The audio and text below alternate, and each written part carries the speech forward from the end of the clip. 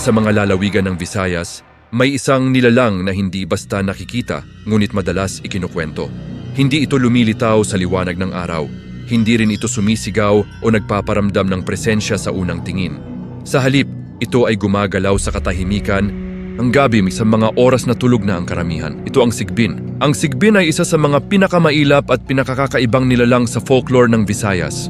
Hindi ito kasing tanyag ng aswang o manananggal, ngunit sa mga lugar kung saan ito ikinukwento, ang takot dito ay tahimik at seryoso.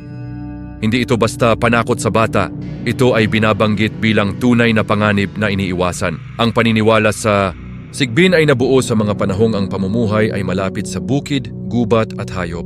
Sa Visayas, ang gabi ay hindi lamang oras ng pahinga kundi oras ng panganib. Ang mga bahay ay magkakalayo, ang ilaw ay limitado, at ang bawat tunog sa dilim ay may bigat.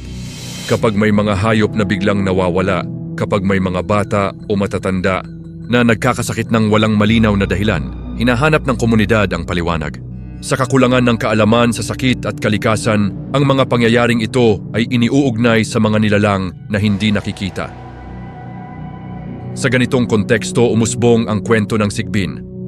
Isang nilalang na gumagalaw sa gabi, nagnanakaw ng lakas at nagiiwan ng panghihina at sakit. Ayon sa mga salaysay mula sa iba't ibang bahagi ng Visayas, ang sigbin ay inilalarawan bilang nilalang na kahawig ng aso o kambing, ngunit may kakaibang galaw. Sinasabing ito ay lumalakad ng paatras at may kakaibang hugis ng katawan. Hindi raw ito madaling makita ng malinaw. Kadalasan, anino lamang ang napapansin. Minsan, isang galaw sa gilid ng mata.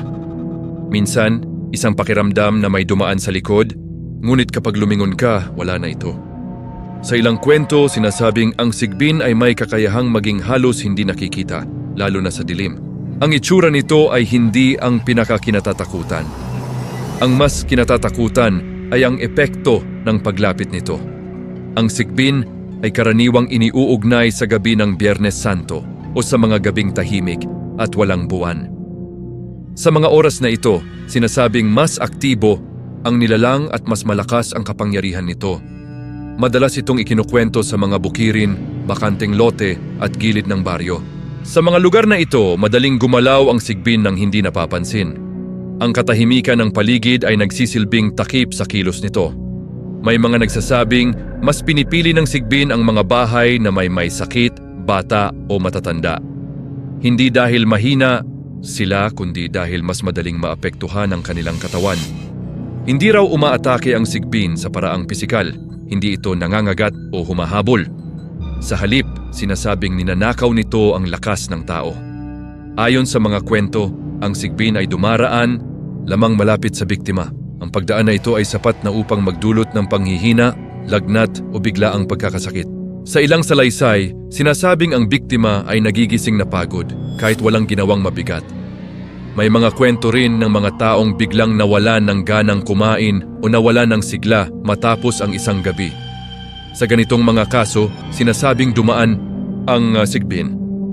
Maraming salaysay ang nagkukwento ng sigbin bilang sanhi ng mga hindi maipaliwanag na karamdaman. May mga batang nagkasakit ng biglaan, may mga matatandang biglang nanghina kapag hindi gumaling sa karaniwang paraan sa binabanggit ang sigbin. Sa ilang baryo, may mga nagsasabing nakakita sila ng nilalang na mabilis dumaan sa dilim. Hindi malinaw ang itsura, ngunit malinaw ang pakiramdam na may kakaiba. Sa mga ganitong kwento, ang takot ay hindi nagmumula sa nakita, kundi sa naramdaman pagkatapos. Dahil sa takot sa sigbin, may mga paniniwala ang mga tao upang makaiwas dito. Isa sa mga pinakakilala ay ang paniniwalang huwag lumabas sa gabi, lalo na kung hindi kinakailangan. Ang pananatili sa loob ng bahay ay itinuturing na proteksyon. May mga nagsasabing, ang paglalagay ng mga bagay na itinuturing na banal o proteksyon ay nakatutulong. Sa ilang lugar, ginagamit ang mga dasal o simbolo upang itaboy ang sigbin. May paniniwala rin na ang sigbin ay maaaring alaga ng mga taong may masamang intensyon. Sa ganitong kwento, ang sigbin ay nagiging kasangkapan sa pananakit ng kapwa. May mga pananaw na nagsasabing ang sigbin ay maaaring simbolo ng takot sa sakit at panghihina. Noong unang panahon, maraming karamdaman ang hindi nauunawaan. Ang biglaang panghihina o lagnat ay nagiging misteryo. Sa ganitong kalagayan, ang sigbin ay naging paliwanag sa mga sakit na walang malinaw na sanhi. Ang paniniwala rito ay nagbigay ng anyo sa takot at kawalan ng kontrol.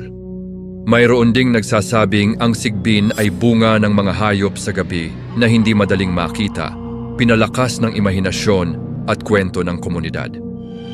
Sa kabila ng pag-unlad ng medisina at kaalaman, nananatili ang kwento ng sigbin sa ilang bahagi ng Visayas. Ito ay dahil ang takot sa hindi nakikita ay hindi basta nawawala. Hanggat may gabi, may katahimikan at may biglaang pagkakasakit, mananatili ang mga ganitong kwento. Ang sigbin ay paalala na may mga bagay na hindi agad napapansin, ngunit may epekto.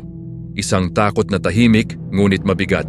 Ang sigbin ay hindi nilalang ng habulan at sigawan. Ito ay nilalang ng gabi, katahimikan at pagnanakaw ng lakas.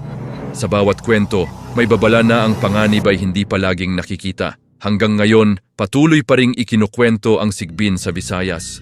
Hindi man ito pinaniniwalaan ng lahat, nananatili itong bahagi ng mga salaysay na nagbibigay babala sa mga naglalakad sa dilim. At sa maraming kwento, ang tunay na takot ay hindi ang makita ang sigbin, kundi ang paggising kinabukasan na parang may nawala kahit hindi mo alam kung ano.